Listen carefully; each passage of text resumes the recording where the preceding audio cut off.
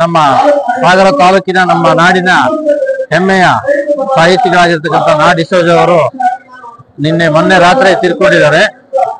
ಅವರ ನಮ್ಮ ಒಡನಾಟ ಏನು ಅಂತಂದ್ರೆ 1980ರ ದಶಕದಲ್ಲಿ ನಾವು ಇಕ್ಕೇರಿಯಲ್ಲಿ ಚಿನ್ನದ ಗಣಿ ಬರ್ತದೆ ಅಂತ ಒಂದು ಮಾಹಿತಿ ಇದ್ದಾಗ ಆ ಹೋರಾಟದ ನೇತೃತ್ವವನ್ನು ಅವರು ವಹಿಸ್ಕೊಂಡಿದ್ರು. ಅವ್ರ ಜೊತೆಗೆ KV ಸುಬ್ಬಣ್ಣ ಕೂಡ ಇದ್ರು. ಹೀಗೆ ಅನೇಕ ಹೋರಾಟದಲ್ಲಿ ಮೊನ್ನೆ 2019ರಲ್ಲಿ ಶರಾವತಿ ನದಿಯನ್ನ ಬೆಂಗಳೂರಿಗೆ ತರಿಸಬೇಕು ಅಂತ ಸರ್ಕಾರ ಮುಂದೆ ಆದಾಗ ಕೂಡ ಆ ಹೋರಾಟದಲ್ಲಿ ಅವರು ನೇತೃತ್ವವನ್ನು ವಹಿಸಿದ್ರು. ಆಗ ಅವರ ನೇತೃತ್ವದಿಂದ ಕಾರಣಕ್ಕಾಗಿ ಅವತ್ತು ಆ ಹೋರಾಟಕ್ಕೆ ಜಯ ಸಿಕ್ಕಿದೆ. ಇವತ್ತು ಇನ್ನೊಂದು ಅಪಾಯ ನಮ್ಮ ಎದುರಿಗಿದೆ. ಅದಕ್ಕೆ ಈ ಶರಾವತಿ ಕಣಿವೆಯಲ್ಲಿ ಪಂಪ್ಡ್ ಸ್ಟೋರೇಜ್ ಯೋಜನೆಯನ್ನು ಮಾಡಲಿಕ್ಕೆ KPC ಮುಂದಾಗಿದೆ.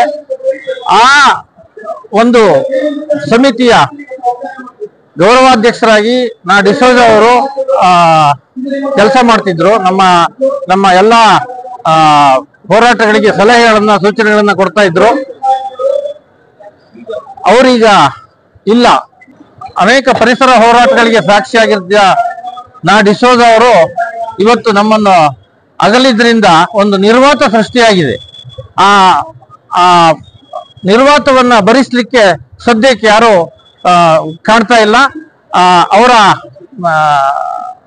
ನಿಜವಾಗಿ ಅವರಿಗೆ ನಾವು ಶ್ರದ್ಧಾಂಜಲಿ ಸಲ್ಲಿಸಬೇಕು ಅಂತ ಇದ್ರೆ ಅವರ ಆಶಯಗಳನ್ನ, ಪರಿಸರ ಸಂಬಂಧಿ ಹೋರಾಟಗಳನ್ನ ನಾವು ಮುಂದುವರಿಸ್ಕೊಂಡು ಹೋಗ್ತಕ್ಕಂಥದ್ದು ಬಹಳ ಮುಖ್ಯವಾದದ್ದು.